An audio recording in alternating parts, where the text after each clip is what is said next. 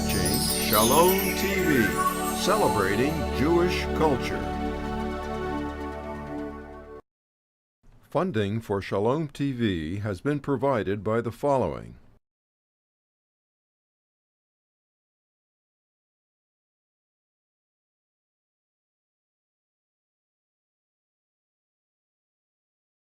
And by viewers like you.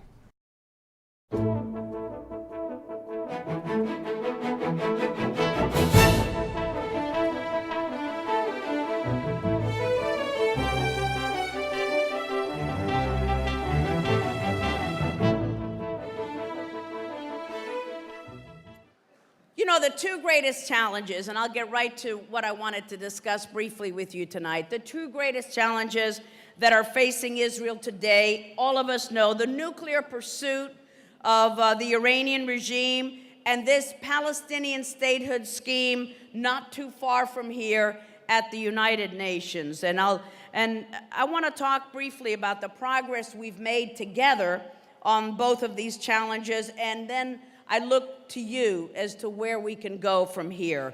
We're all tired of hearing that there's a sense of urgency about the Iranian threat. I don't hear it from this administration. We've wasted 3 years on negotiations and trying to do niceties and diplomatic overtures, and all that we've gotten is 3 years closer to having a nuclear-armed Iran. And you know, there are very few tools that are available to us in our toolbox. There's very little that's available. One of the things that we can do, it's not enough, but it's something, it's what we can do as members of Congress, is try to pass meaningful, crippling sanctions that will really bring this regime down and help the Iranian people free themselves from this nuclear threat. Ahmadinejad was here in this beautiful city just a little bit ago in August, and once again he said that there was no room in the Middle East for Israel. I don't know where he wants to put Israel, but maybe in Europe. He called again for Israel's destruction, and once again he called the Holocaust a big lie.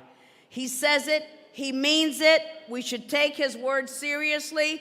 He is going to continue making whatever actions and decisions he needs to make good on his threats to destroy Israel and to destroy the United States of America. The little Satan and the big Satan, we're all in it together. And the International Atomic Energy Agency, as you know, just last week they've made public their most recent report about Iranian activities, and it gives more evidence. How much evidence do we need about the Iran's nuclear program? And they've concluded, what a surprise, that Tehran has been working on nuclear weapons for many years. Who knew? I know you were as surprised as I was.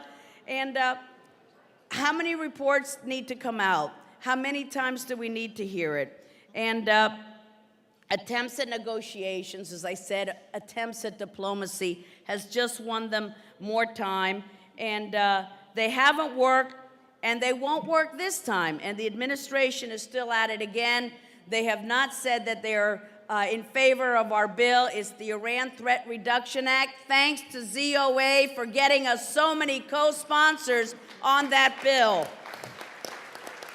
And these are overwhelming, crippling sanctions against Iranian officials. These officials have still to be sanctioned. And our committee passed that they're new, strong, sweeping, bipartisan sanctions against Iran.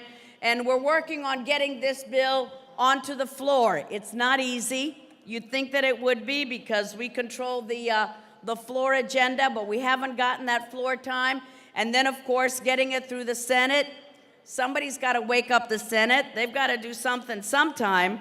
So we hope that with your help, we can get these bills through because the U.S. has to do more. We have had the opportunity to sanction the low-hanging fruit. Oh, there was a company in Belarus that we sanctioned just a few weeks ago. Well, that will really bring Iran to its knees and make them stop their nuclear program. Meanwhile, Chinese companies are there. We've got French companies. We've got Russian companies. This is what our new sanctions legislation is trying to get at. The folks who have to decide, either I'm going to do business with the United States or I'm going to further enrich the Iranian regime and build up its nuclear power, but they're not going to be able to do both. That is not too much to ask for a regime that threatens America's existence and threatens Israel's existence. And the IAEA, the International Atomic Energy Agency, they passed their Board of Governors passed a toothless resolution just last week. It doesn't even begin to cover all the ground that we need to cover. The resolution has no deadlines for compliance by the regime, no referral to the Security Council, even though what can we get from that body, but no consequences, just rhetoric. So what we need are the strongest possible sanctions, multilateral when possible, unilateral if needed. The Palestinian leadership crossed yet another red line through its dangerous statehood scheme in the UN, and now the Palestinian membership application is trying to make its way through the Security Council. Maybe we have the votes there to stop it. I think that we do.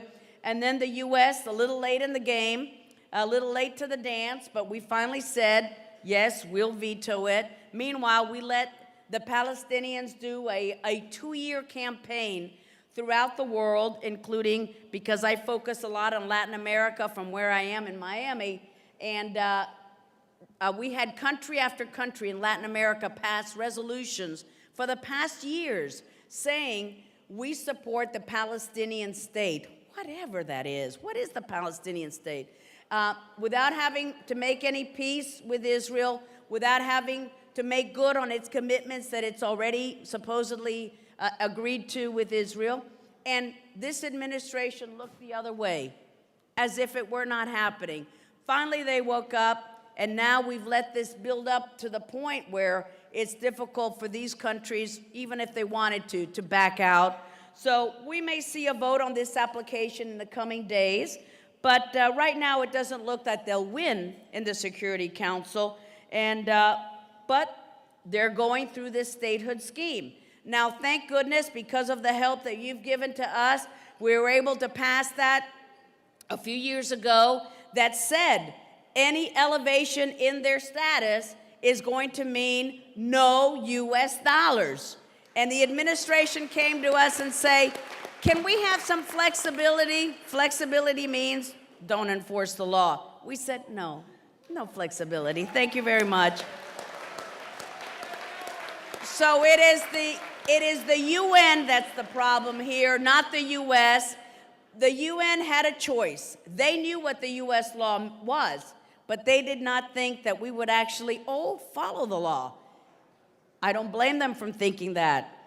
They've got good precedent to think that. But it did not happen because Congress said, no, this is what the law says. We're not going to give you flexibility. We're going to actually tell you that you must follow the law. Now, what has happened is that now Israel's pulled its funding from UNESCO, Canada's pulled its funding, and we hope that other responsible countries will do the same. UNESCO made the choice. They knew what they were doing. And we've got to take off our rose-colored glasses. Well, you don't have it when it comes to UNESCO or the UN, but so many other folks do. Oh, UNESCO, what about the children? Oh. Well, we know what UNESCO is doing. They made a political statement. They knew what they were doing. They wanted to send an anti-US, anti-Israel message. We sent the message right back to them. Not with our funds, you won't. Actions have to have consequences. No more free ride. That blank check, it's a brand new day. And our laws that have mandated this cutoff are going to have an effect. Money talks at the UN, smart withholding talks at the UN. So when you hear the Obama administration or UN apologists, but I repeat myself, say that smart withholding, It's terrible for the U.S. We'll lose leverage. Countries won't respect us, and it doesn't work. If you hear that it doesn't work, use this UNESCO example. It does work. It has to work. Why should our money go to reward bad practices? I think we have enough good uses for it right here at home. And that's why with Michelle and Dan and Anne-Marie and so many of my colleagues, we've introduced a bill to do this and more with the UN. It's the UN Transparency, Reform, and Accountability Act. Can you imagine those words applying to the UN? Reform, transparency, and accountability. Use that in the same sentence with the UN. It's hard to do, but it's going to have a major change if we're able to pass it. And again, it's really tough. It's really tough to get this going. You'd think that it would be common sense. History has shown us that the UN cannot be nudged into reform. It doesn't take subtle hints. It doesn't take suggestions. These reforms are badly needed. There must be consequences for inaction. We can't stop at reform. We have to add or else. And so I'm so thankful to each and every one of you in this very tough crowd at ZOA for the help that you've given to me. What a loving, loving, wonderful crowd that gets it. You understand it. Don't think that we get it in Congress. I know you know that we don't get it. So thank you for your activism. Thank you for your help. Thank you for steering us in the right way. And thank you for this wonderful award. And shame on you, ladies. Thank you. Muchísimas gracias. Muy agradecida.